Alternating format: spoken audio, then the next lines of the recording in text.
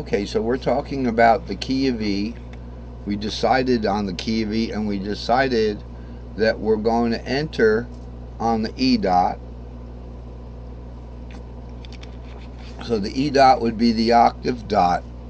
The reason why we're going to use the octave dot here, okay, instead of, so this would be the E dot. This is the double dot, if you want to imagine that as the double dot, the octave.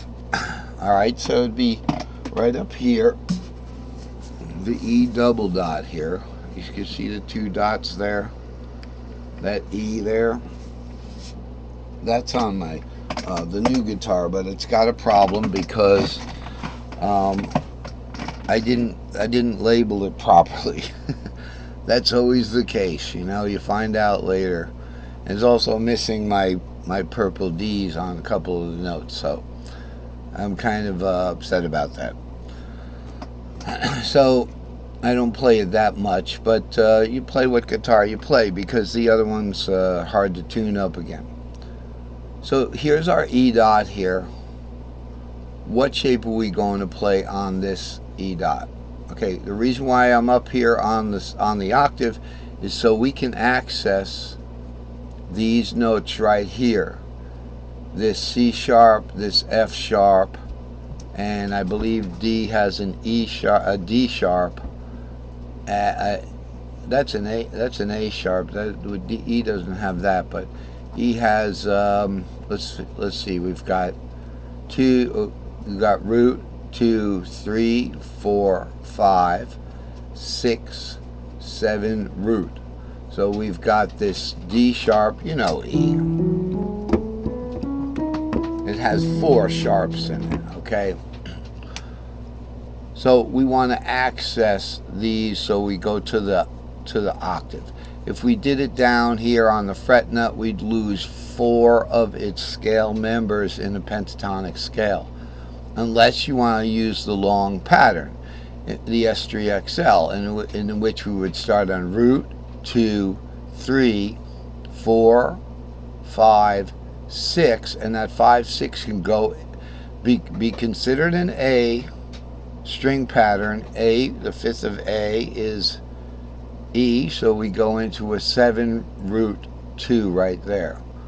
Or I can tell just by inspection when we go root 2, 3, 4, 5, 6, I'm going to go 5, 6, 7 root 2 right there, and then into another S2L, 3, 4, 5, warp up 6, 7 root.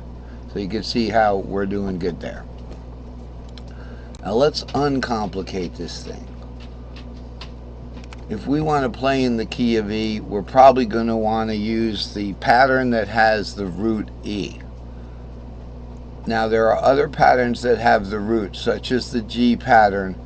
So that's going to be the neighbor. In the word caged, G goes to E. So when you're going down the neck, so here's the E up here, when we're going down the neck to the G shape, we're going caged backwards, and caged backwards is what? G, E, G, A, C. It's an ascending pentatonic scale in the key of C. Okay, so when we're going to the left, it's going to be going to a G shape, and G shape also starts on the root. The interesting thing about the G shape is, and the E shape, they're neighbors, okay? The interesting thing about that is that this one right here, your E shape, it shares that 7 root right there. So I'm going to put it below it so we can see what we're talking about here. There it is. It shares that same 7 root right there. Okay, so we get the root on the G shape. If you want to use the outer note of the string pattern, so this is the inner note, this is the outer note. Okay, this is the half step note. So you can start on the E dot there, and you can play a G shape right there. So starting from the C sharp, but that would be doing a different dot. Strictly, we're looking at one dot here. So if we're looking at the E dot strictly, we would want to use the pattern that has or starts with the root. So it would be the E pattern. So we pretty much have to deal with the 3 and the 4 in the C pattern. And by the way, the fourth is a little more interesting, because like the fourth of E is A. So you get this E-shaped A right there. How do we know it's E-shaped? Because when we have the C string pattern right there, okay, it's part of the tripentatonic. The C, okay, is going to the fifth, the fourth of C. Now we're going 1, 4, 5. Okay, so in the with the C cage, if you will, you have 1, 4, 5.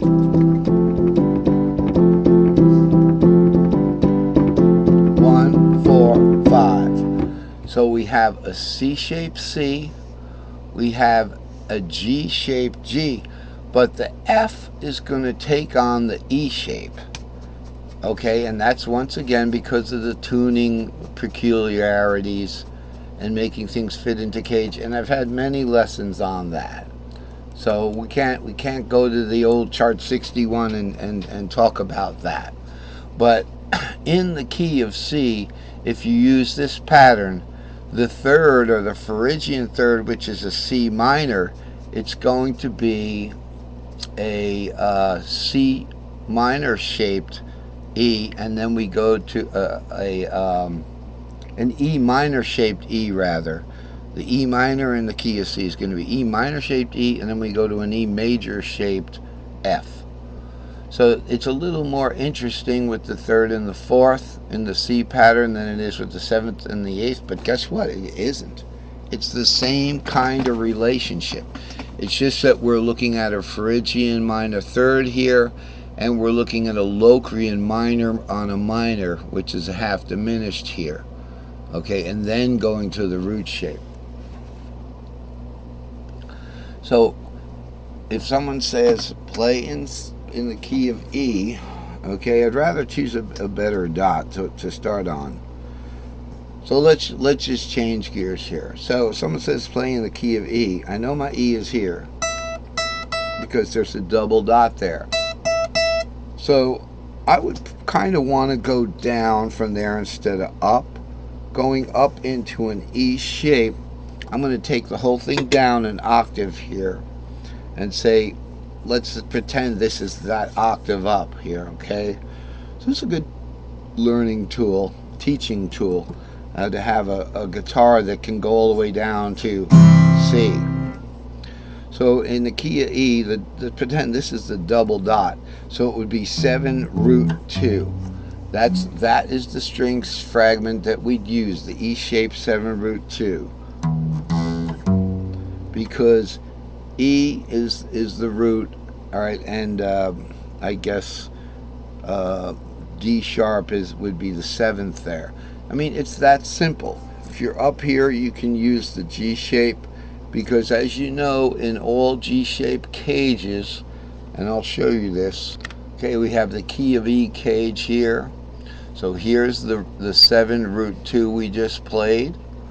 Okay, it's in the E cage, in the key of E. All G cages start on the minor 6th, the Aeolian 6th, and they end on the root. So all G cages have a double root there, and they share the 7 and the root with the E cage, which has the double root there on the E shape. And then you have the G shape, which is hard to play. It's hard to play. It'd be a good idea if I could just capo this first fret here. Now I can play it. Okay, there you go. A capo can be a good teaching tool also, a learning tool. A learning tool is something you teach yourself. A teaching tool is something you teach others. So we're doing well.